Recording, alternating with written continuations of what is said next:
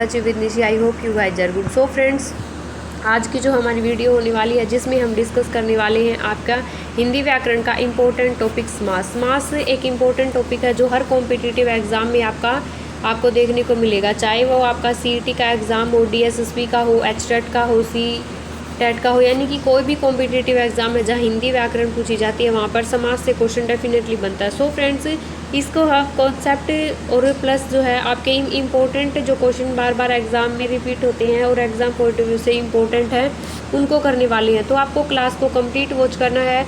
उसके बाद अगर वीडियो अच्छी लगे, हेल्पफुल लगे तो वीडियो को लाइक और शेयर जरूर करें। चैनल पर पहली बार विजिट करें तो चैनल को सब्सक्राइब करना बिल्कुल ना भूलें। सो फ्रेंड्स, सबसे पहले हम डिस्कस कर लेते हैं समास जो है वो होता क्या है। समास क्या होता है फ्रेंड्स, यानी कि इसका जब हम विग्रह करते हैं सम प्लस में आस, क्या होता है सम प्लस में आस, तो यानी कि संकथन को एक जो है स्टेटमेंट जो होती है उसको संक्षिप्त कर देना, छोटा रूप देना। जैसे कि राजपुत्र, राजा का जो पुत्र होता है उसको हम क्या कहते हैं, राजा का पुत्र ना कह के सिर्फ ओनली बोलते हैं राजपुत्र। यानी कि क्या हो गया, ये किसी चीज़ को, किसी स्टेटमेंट को, किसी कथन को क्या कर देता है, छोटा रूप दे देता है। तो समास के अंदर क्या होते हैं, दो पद होते हैं, एक तो पूर्व पद होता है और एक होता है उत्तर पद। ये दोनों मिलकर इसके क्या बनाते हैं, समस्त पद। यानी कि समास का समस्त पद अगर पूछ लिया जाए तो उत्तर पद और पूर्व पद मिलकर जो इसको समस्त पद बनाते हैं। नेक्स्ट एक इम्पोर्टेंट क्वेश्चन एग्जाम में कई बार ये रिपीट हुआ है फ्रेंड्स कि समास के जो है भेद वो कितने होते हैं। तो मोस्टली स्टूडेंट समास के 6 भेद बताते हैं, जो सही भी है। लेकिन अगर क्वेश्चन ऐसे पूछ लिया जाए कि पदों की प्रधानता के आधार पर समास के कितने भेद होते हैं, तो पदों की प्रधानता के आधार पर फ्रेंड्स समास के होते हैं 4 भेद। आपको याद रखना है कि कौन कौन से होते हैं। सबसे फर्स्ट तो होता है आपका अविभाव समास हो गया। सबसे पहला आपका कौन सा हो गया फ्रेंड्स, यहाँ लिख देते हैं अविभाव समास। अव्ययीभाव समास हो गया आपका। नेक्स्ट है आपका तत्पुरुष समास हो गया, तत्पुरुष समास हो गया। तीसरा है आपका कर्मधारय समास और द्विगु समास जो है वो किसके भेद होते हैं, वो तत्पुरुष समास के भेद होते हैं। तो आपको याद रखना, वैसे अगर हम समास पढ़ते हैं तो कर्मधारय समास और द्विगु समास पढ़ते हैं, लेकिन अगर पदों की प्रधानता के आधार पर पूछ लिए जाएं तो ये क्या होते हैं, तत्पुरुष समास के जो है वो उपभेद इनको कहा जाता है। नेक्स्ट है द्विगु समास हो गया, बहुब्रीहि समास हो गया, तत्पुरुष समास हो गया। तो ये 4 हैं पद जिनके पदों की प्रधानता के आधार पर जो है वो माना जाता है। तो अब हम क्वेश्चन डिस्कस कर लेते हैं फ्रेंड्स। आई होप आप लोगों को जो है ये सारे डाउट क्लियर हो गए होंगे। नेक्स्ट है साथ साथ अविभाव समास किस टाइप से होता है, तत्पुरुष समास किस टाइप से होता है, वो हम साथ साथ जो है वो डिस्कस करते चलने वाले हैं। नेक्स्ट है फ्रेंड्स, निम्नलिखित में से हमारा फर्स्ट क्वेश्चन है कि आपको बताना है कि कौन सा जो है द्वंद्व समास का उदाहरण नहीं है। यानी कि जो आपको 4 ऑप्शन दिए गए हैं इसमें से आपको बताना है कि द्वंद्व समास का जो है वो कौन सा एग्जाम्पल है, कौन सा जो है वो नहीं है। तो आपको पता होगा फ्रेंड, द्वंद्व समास जो है वो होता क्या है। द्वंद्व समास के अंदर कोई भी जो है वो आपका सेम मीनिंग नहीं रखते, लेकिन जो है वो क्या रखते हैं, बराबर की इक्वल जो है वो इम्पोर्टेंस रखते हैं। दोनों शब्द इसमें क्या रखते हैं, इक्वल इम्पोर्टेंस रखते हैं। द्वंद्व जैसे माता पिता, यानी कि इन दोनों जो शब्द होते हैं, 2 वर्ड होते हैं, इनका मीनिंग है वो अलग अलग होता है, लेकिन इनका जो है वो महत्व है, इनका जो वो क्या होता है, पद जो होते हैं वो अलग करने पर इनका क्या होता है, सेम जो है वो इम्पोर्टेंस रखते हैं। जैसे दंपत्ति हो गया, पाप पुण्य हो गया। पाप और पुण्य ये दोनों जो है वो क्या है, अलग अलग, लेकिन पाप और पुण्य एक दूसरे से जुड़े हुए क्योंकि ये इक्वल इम्पोर्टेंस रखते हैं। यथाशक्ति, शक्ति के अनुसार, तो ये क्या हो गया, अविभाव समास के अंदर आ गया। हमें देखना है राजा और प्रजा, राजा प्रजा के बिना कुछ नहीं और प्रजा जो है वो राजा के बिना, यानी दोनों एक दूसरे में आपस में जुड़े हुए हैं, दोनों का समान महत्व है। तो नेक्स्ट है जीवन मरण, जीवन और मरण का दोनों का जो सेम महत्व। तो इसमें बताना है आपको द्वंद्व समास का एग्जाम्पल कौन सा नहीं है। तो यथाशक्ति, शक्ति के अनुसार, यानी कि अविभाव समास के अंदर जो है वो यथाशक्ति आता है, शक्ति के अनुसार इसमें अविभाव समास के अंदर काउंट होगा। तो हमारा राइट ऑप्शन हो जाएगा ऑप्शन नंबर बी। नेक्स्ट है फ्रेंड्स आपका चंद्रचूड़ समासिक पद में कौन सा समास है। तो आपको बताना है कि चंद्रचूड़ जो समासिक पद में आपका कौन सा समास आएगा, तत्पुरुष समास के अंदर, द्वंद्व समास के अंदर, कर्मधारय के अंदर, बहुब्रीहि समास के अंदर। तो फ्रेंड्स तत्पुरुष समास के अंदर क्या होता है, तत्पुरुष समास के अंदर आप लोगों को क्या होता है, इसके अंदर कौन सा पहला पद प्रधान होता है या फिर जो है वो दूसरा पद प्रधान होता है। जब क्या होता है तत्पुरुष समास में आप लोगों का होता है, जैसे कि दो शब्दों के अलग अलग जो होते हैं वो विभक्ति चिन्ह आते हैं। यह अधिकरण तत्पुरुष, समाधिकरण तत्पुरुष इसके अंदर होते हैं। समाधिकरण तत्पुरुष के अंदर आपका कौन सा काउंट होगा? समाधिकरण तत्पुरुष के अंदर आपका होगा द्विगु और कर्मधारय समास, यानी कि इसके अंदर क्या होता है, उत्तर पद प्रधान माना जाता है तत्पुरुष समास के अंदर। तो आपको याद रखना है फ्रेंड्स, इसके अंदर उत्तर पद प्रधान माना जाता है तत्पुरुष के अंदर। द्वंद्व के अंदर दोनों शब्द इक्वल इंपॉर्टेंस रखते हैं। कर्मधारय के अंदर किसी के साथ जो है इसकी विशेषता जो है यहाँ पर मिलती है, के रूपी के समान शब्द मिलेंगे आपको। बहुब्री में कोई तीसरा ही जो है वो, यानी कि ना उत्तर पद प्रधान होता है और ना ही जो है वो पूर्व पद प्रधान होता है, तो कोई अलग जो है वो मीनिंग निकलता है, उसमें क्या होता है, बहुब्री समास आपका माना जाता है। तो हमारा राइट ऑप्शन हो जाएगा फ्रेंड्स आप लोगों का ऑप्शन नंबर डी, चंद्रचूड़ समासिक पद में आपका बहुब्री समास के अंदर जो है वो काउंट होता है। नेक्स्ट है, कई बार एग्जाम में ये क्वेश्चन बना है फ्रेंड्स कि तुलसीकृत, तुलसीकृत समासिक पद में कौन सा समास है, कौन सा है, तुलसीकृत। तो आपको ध्यान रखना है फ्रेंड्स, करण तत्पुरुष के अंदर, कर्म के अंदर, संप्रदान तत्पुरुष, अपादान तत्पुरुष के अंदर। अब आप लोगों ने जिसने कारक पढ़े होंगे वो तो ये अच्छे से कर लेगा तत्पुरुष के समासिक पद, लेकिन जिसने कारक अच्छे से नहीं पढ़े हैं तो वो यहाँ पर कंफ्यूज हो जाएगा। सो फ्रेंड्स, कारक का हिंदी व्याकरण के नाम से आपकी प्लेलिस्ट बनी हुई है, जहाँ से सारे हिंदी के इम्पोर्टेंट जो टॉपिक आपके एग्ज़ाम में पूछे जाते हैं, सारे टॉपिक आपको लोगों को अच्छे से करवा रखे हैं। तो उस वीडियो को आप ज़रूर से ज़रूर प्लेलिस्ट में जाकर जो है वो उनको वॉच करें, क्योंकि वहाँ से आप लोगों के ये सारे डाउट हैं, कारक क्या होते हैं, इसके कितने भेद होते हैं, किस तरीके से इनका यूज़ किया जाता है, तो आप वहाँ से अच्छी तरीके से इनको पढ़ सकते हैं। नेक्स्ट है करण, जैसे कि कर्ता ने कर्म को करण से, संप्रदान के लिए अपादान से अलग होना, संप्रदान के लिए करण से, और कर्मधारय को, यानी कि जहाँ पर क्या होता है, कर्म होता है, तो यहाँ पर आपका संप्रदान तुलसी से कृत, की तुलसी के द्वारा कृत, या फिर तुलसी से कृत, तुलसी द्वारा जो है वो कृत, तो से के द्वारा होता है, वहाँ क्या होता है, करण तत्पुरुष के अंदर आता है। यानी कि कोई भी, जैसे राम ने पेन से लेटर लिखा, राम ने पेन से लेटर लिखा, यानी कि कोई भी जब वहाँ पर ऑब्जेक्ट चीज़ें यूज होती हैं, किसी की हेल्प से अगर हम कुछ काम करते हैं, जहाँ पर कोई ऑब्जेक्टिव जो है वो होता है, वहाँ पर क्या होता है, करण तत्पुरुष समास के अंदर जो है ये आते हैं। नेक्स्ट है फ्रेंड्स आप लोगों का, निम्नलिखित में से किस शब्द में अव्ययीभाव समास नहीं है? नीरस, प्रतिदिन, देशभक्ति और यथाशक्ति। तो फ्रेंड्स नीरस, इनको अलग करके देखो, आपका नी प्लस में रस, तो क्या हो गया, ये नी जो है वो अव्यय है, प्रति क्या है, अव्यय है, और यथा क्या है, अव्यय है। तो आप इस तरीके से एलिमिनेट करके भी अपना ऑप्शन है वो निकाल सकते हैं। तो ऑप्शन नंबर जो है आपका सी, वो क्या हो जाएगा, आपका राइट आंसर हो जाएगा। इसके अंदर देश और भक्ति को अलग करने से कोई जो है अव्यय नहीं निकलता। नेक्स्ट है फ्रेंड्स, अव्ययीभाव समास जो है वो कौन सा है? इसके अंदर फिर आपको देखना कि अव्ययीभाव समास कौन सा है।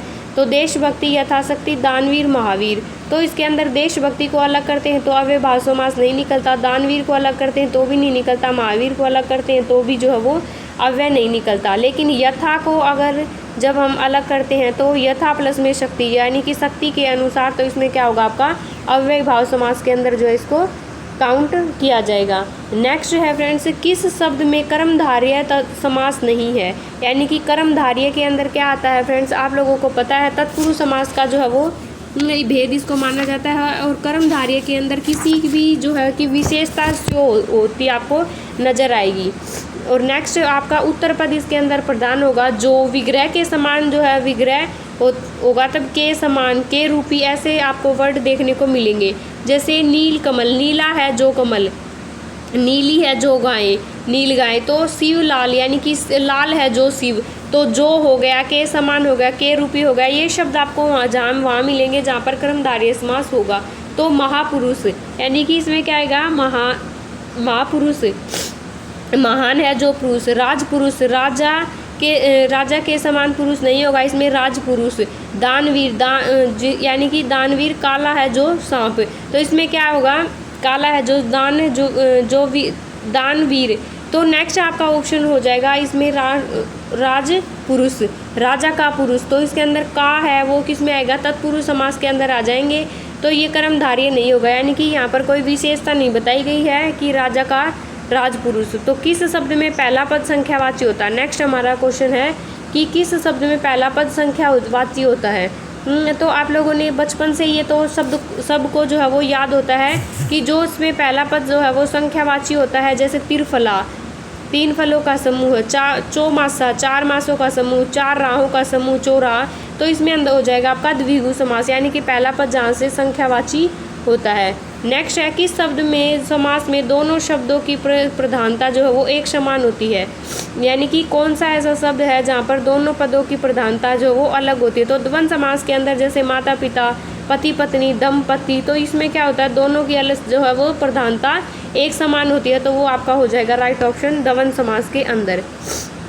नेक्स्ट है फ्रेंड्स मुखार बिंद। मुखर बिंद जो है वो आपका शब्द कौन से समास के अंदर काउंट होता है, तो अव्यय भाव समास के अंदर, तत्पुरुष समास के अंदर, कर्मधारय के अंदर या फिर बहुब्रीहि समास के अंदर।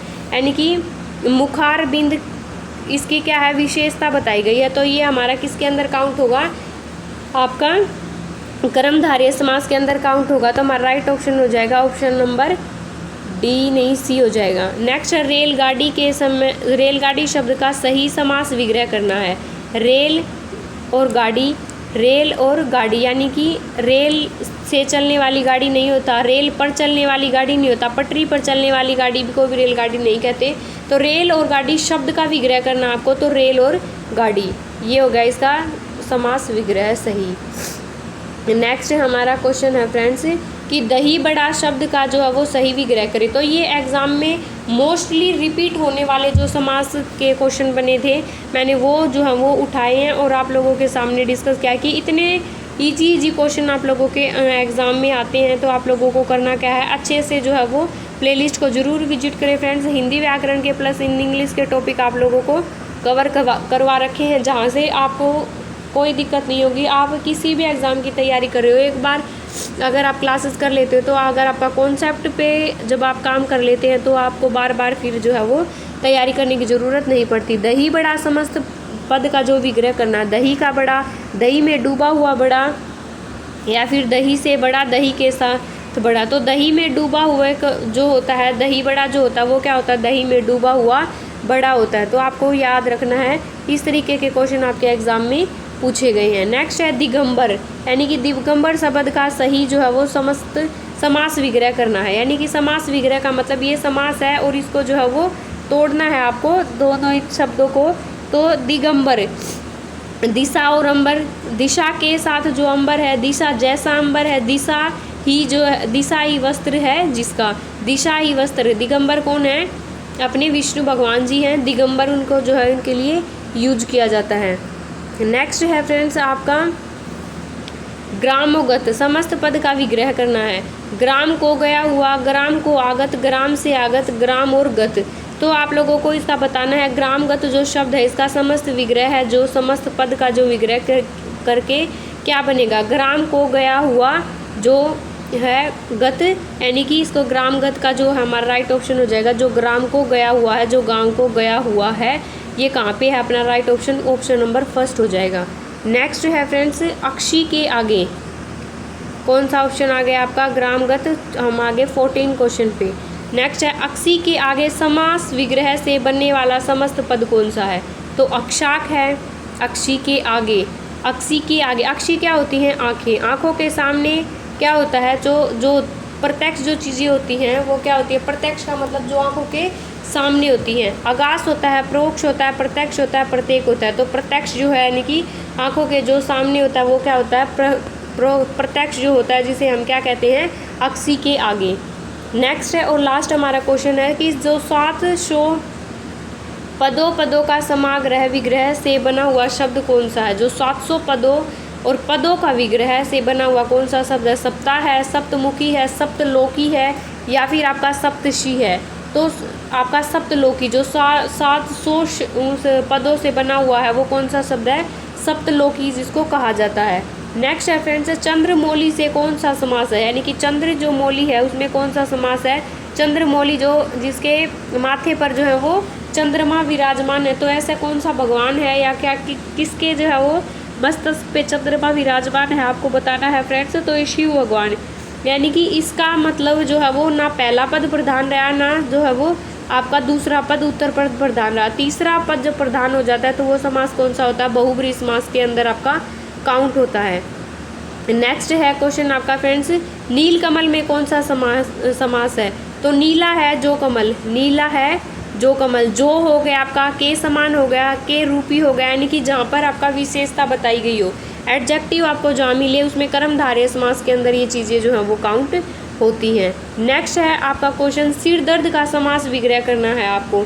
सिर में दर्द, सिर का दर्द, सिर को दर्द, सिर से दर्द। तो यानी कि सिर का दर्द हम बोल देते हैं कि कहाँ पे दर्द है भाई, सिर में दर्द है, तो ऐसे बोल देते हैं। तो हमारा इसमें क्या होता है, ये समास विग्रह करने पर क्या होगा, सिर में दर्द जो है वो इसका समास विग्रह हमारा राइट हो जाएगा। नेक्स्ट है फ्रेंड्स, द्वंद्व समास का उदाहरण इनमें से नहीं है। आपको बताना है भूल चूक, माता पिता, तपेश्वर और भला बुरा। भला बुरा, माता पिता और भूल चूक, तो तपेश्वर जो होता है वो उसमें क्या किस में नहीं आएगा, यानी कि दोनों के जो है वो महत्व है, दोनों पदों का जो है वो सेम महत्व नहीं है तपेश्वर के अंदर, तो इसमें आ जाएगा आपका द्वंद्व समास के अंदर काउंट नहीं होगा।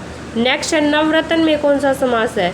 आप लोगों को नेक्स्ट क्वेश्चन देखना है कि नवरत्न के अंदर कौन सा जो है आप लोगों का समास है, यानी कि आज जहाँ पर भी नवरत्न, नो रत्न है जिसके पास नवरत्न, तो यहाँ पर क्या आ गया आपका पहला पद जब संख्यावाची आ जाता है तो वहाँ पर कौन सा समास होता है, आपका द्विगु समास के अंदर ये जो है वो काउंट होता है।